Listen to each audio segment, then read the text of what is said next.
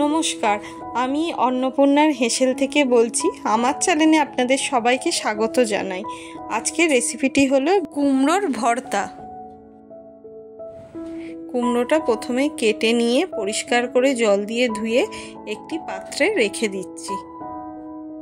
এবারে আমি কুমড়োটার মধ্যে স্বাদ মতো নুন এবং হলুদ দিয়ে ভালো করে মিশিয়ে নিলাম।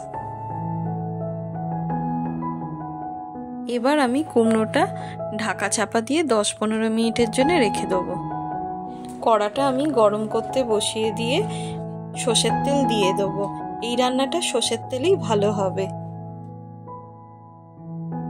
তেলটা গরম হয়ে গেছে। এবারে আমি এই তেলটার মধ্যে পেঁয়াজ কুচনো, রসুন আর শুকনো লঙ্কা দিয়ে ভেজে নেব। পেঁয়াজ রসুনটা আমার ভালো করে ভাজা হয়ে গেছে। এবারে ভাজা মশলাটা আমি মিক্সির জারে তুলে নিচ্ছি। আপনারা চাইলে শিলনোড়াতেও বাটতে পারেন।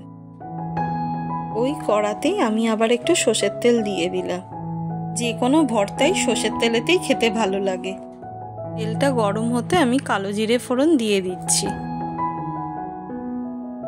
ফোড়নটা একটু ভাজা হয়ে গেলেই আমি কুমড়োগুলো একে একে দিয়ে দিচ্ছি। কুমড়োগুলো আমি ফোড়নের সাথে ভালোভাবে মিশিয়ে নিচ্ছি। গ্যাসটা কমিয়ে আমি 2 মিনিটের জন্য কড়াইয়ে ঢাকা দিয়ে দিলাম। ততক্ষণে আমি ভাজা মশলাটা বেটে নিচ্ছি। দেখুন আমার ভাজা মশলাটা কত ভালোভাবে বাটা হয়ে গেছে। 2 মিনিট বাদে কুমড়োটা আমি আবার নেড়ে নিচ্ছি। কুমড়োগুলো সেদ্ধ হয়ে গেলে আমি খুন্তির সাহায্যে ভালো করে ঘেঁটে নিচ্ছি। কুমড়োগুলো খুব পাতলা করে কাটা বলে খুব তাড়াতাড়ি সেদ্ধ হয়ে যায়। আমার কুমড়োটা ঘাঁটা হয়ে গেছে। কুমড়োটাতে আমি নুন মাখিয়ে রেখেছিলাম বলে আমি আর নুন হলুদ কিছু দিলাম না। আপনারা চাইলে চেখে দেখে দিতে পারেন।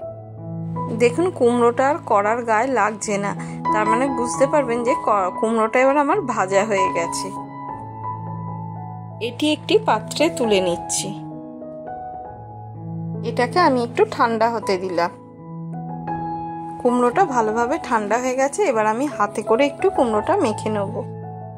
কুমড়োটা আমার ভালো করে মাখা হয়ে গেলে এর মধ্যে আমি বাটা মশলাটা দিয়ে দেবো। দিয়ে এবার ভালো করে হাতে করে মেখে নেব। মাখা হয়ে গেলে এর ওপরে আমি একটু কাঁচা সর্ষের তেল দিয়ে দেবো।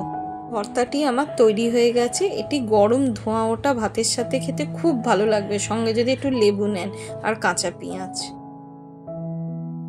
আমার রেসিপিটি যদি আপনাদের ভালো লেগে থাকে তাহলে অবশ্যই আমার চ্যানেলটিকে লাইক, কমেন্ট, শেয়ার করবেন এবং নিত্য নতুন ভিডিওর জন্য চ্যানেলটি সাবস্ক্রাইব করবেন। ধন্যবাদ।